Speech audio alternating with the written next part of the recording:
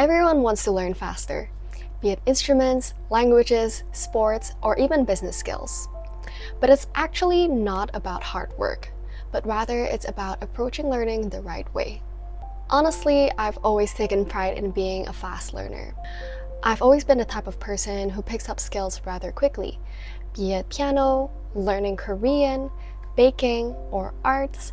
I had no problem, even at school. But lately, when I got into sports, I realized I actually really suck at this. And that made me wonder, is there a way for me to be good at something where I'm not naturally gifted at? And so I decided to reflect on all the skills I've picked up over the years, and I noticed a pattern, there was this red string. And in this video, I'll break down 5 pillars you can use in order to master any skill, whether you feel like a natural or not.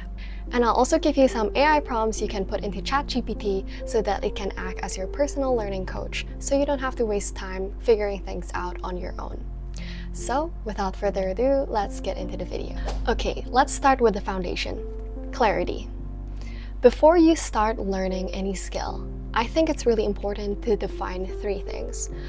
First is the outcome of how good you want to be at the skill. Let's say you're learning a language, then you decide, do I want to be just conversational? Do I want to use it for travel? Or do I want to be actual fluent? Because then that will really shape your learning pattern and how you should approach this skill to begin with. The second thing you have to define is your time. So the first time I'm talking about is how much time are you willing to invest to be good at the skill? Because some people say, I want to learn fast, but what does fast actually mean to you? Is that 1 month?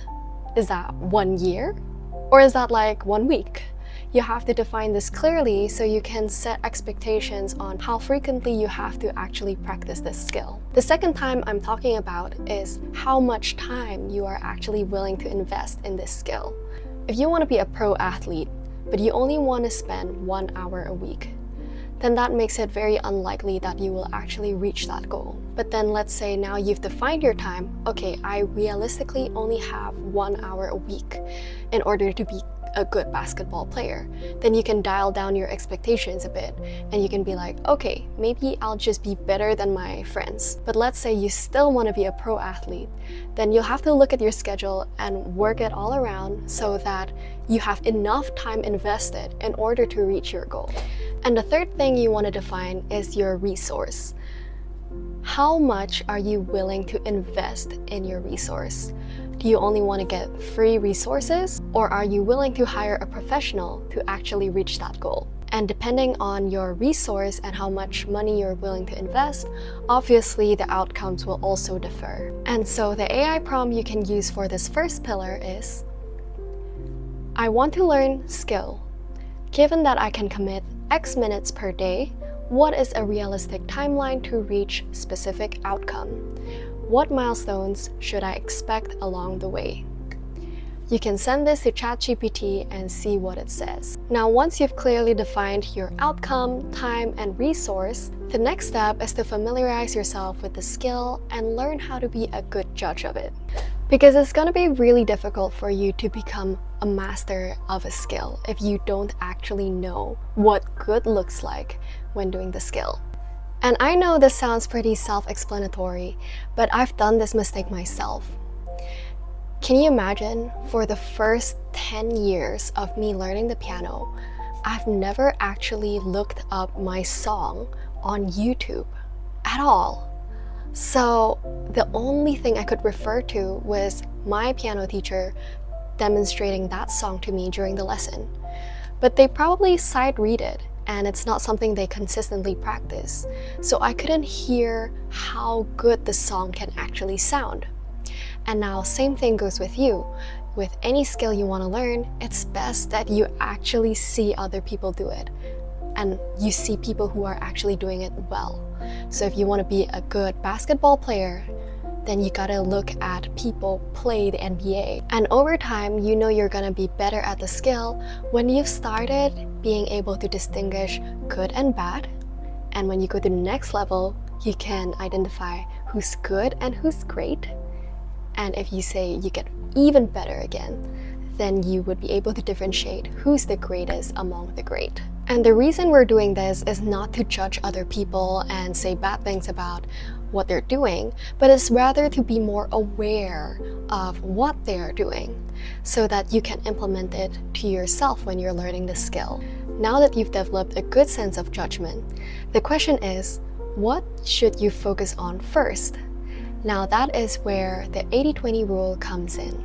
Now the AI prompt you can use for this second pillar is, give me 10 of the best examples of skill done well, performances, case studies, or tutorials, and explain why each one is considered excellent.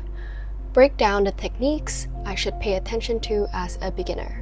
And so for those of you who are not familiar with the 80-20 rule or the Pareto principle, it's basically a concept that states that 80% of your results come from 20% of your efforts. Let's say 80% of profits actually come from 20% of products, or 80% of sales from 20% of clients. And this principle is actually found in many areas in life. For example, in our daily language. By just mastering 20% of the most essential vocabulary, you can actually handle 80% of daily conversations. And so this is the same thing you want to do to whatever skill you want to master.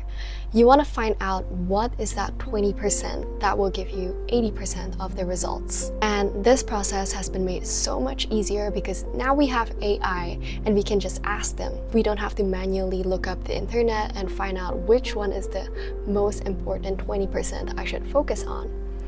And so the AI prompt I will give you for this is,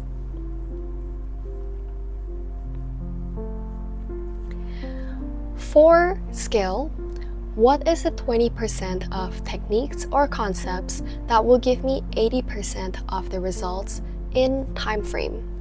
Create a daily or weekly practice around those essentials. But even if you practice the right 20%, if you never get corrected, then you'll eventually hit a wall. That is why feedback is really essential.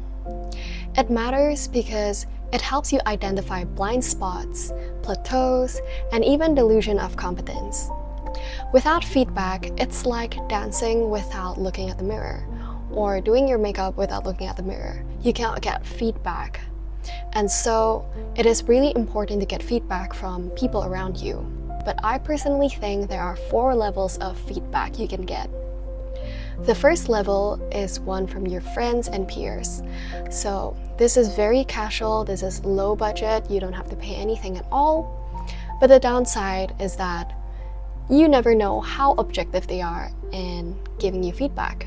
Maybe they're too afraid to say that you don't sound good when you sing, or they're not actually professional enough to give you solid feedback.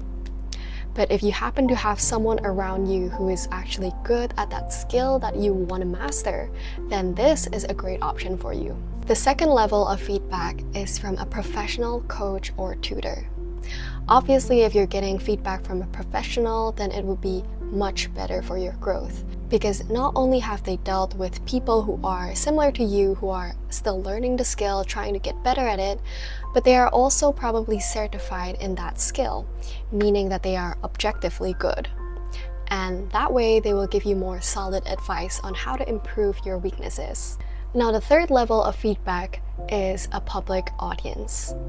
Now, I know this is not very fair to judge someone's skills based on how they perform under pressure, but I can say that if you are able to perform under pressure, then that says a lot about your skill and how far you've gone. Because for me personally, I still get really nervous when I perform the piano in front of a public audience. But that doesn't mean I'm not good at playing the piano. It just means that there's something in me that is still not really secure about my own piano skills, that I still get nervous in front of an audience. So that's like a good judge to see how well you are in doing the skill. Because then if someone tells me to perform like a toddler's song in front of an audience, I can actually do that.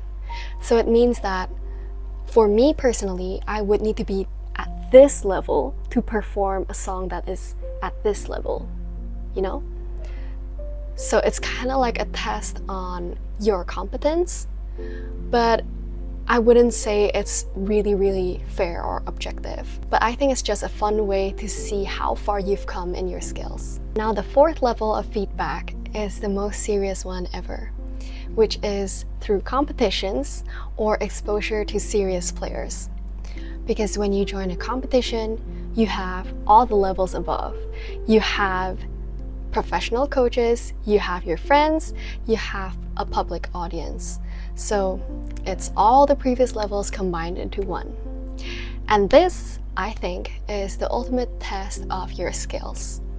If you are able to come far in a competition, let's say you get into the semifinals or you made it to the finals, or you even won the competition, then that really says a lot about how far you've come in your skills. Then at that point, you will be able to objectively say, I am actually great at this skill. And that is a point where I aspire to be at, but I am not actively going after. And so the AI prompt I would suggest for this phase is, here's my writing, design, code / sample. Please give me constructive critique. What are 3 things I'm doing well, 3 things I need to improve, and 1 exercise I can do to fix the biggest weakness I have. And this prompt can be used for certain skills, like if it's writing or if it's photography, but I think it will be harder to use when it comes to things like sports or music, because I don't know why, but ChatGPT no longer accepts videos. I used to be able to send my piano recordings to it and get really detailed and objective feedback from it. But for some reason, I cannot do that anymore. I don't know if you guys know any other AI that can process videos and give feedback. If you do know one that's good, that is really objective, then you can leave it down in the comments down below. I would love to know, because I miss getting feedback from AI.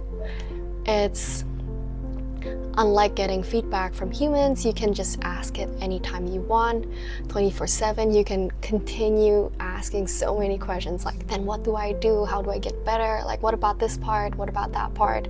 You can just like endlessly ask it questions, and that's what's great about AI. So now that you've built the foundations from pillars 1 to 4, it all comes down to your mindset on how you approach mastery itself. So we're moving on to pillar number 5, which is the mastery mindset.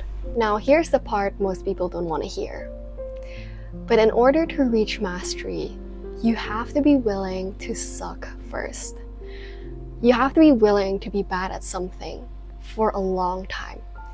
And that time, it may be a week, a month, a year, or even years, and not quit. And that's the reason why most people don't reach mastery.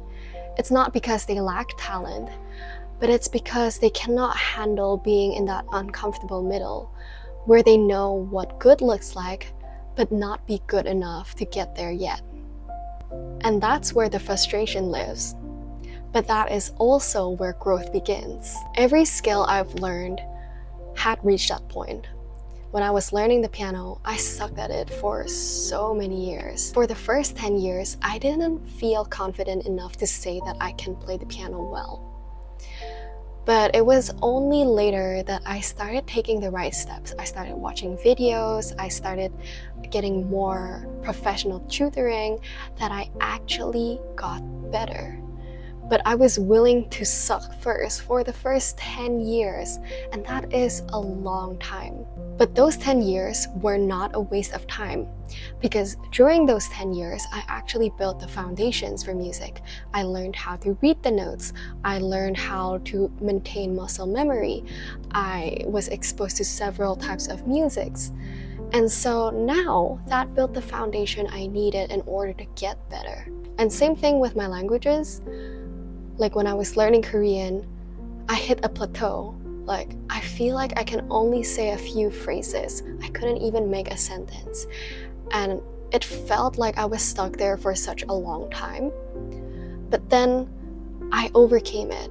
I decided to still continuously study with more and more feedback, with better materials, and I find that, okay, with the right method, with the right approach, you can actually get better at something. You can actually get better at whatever skill you want.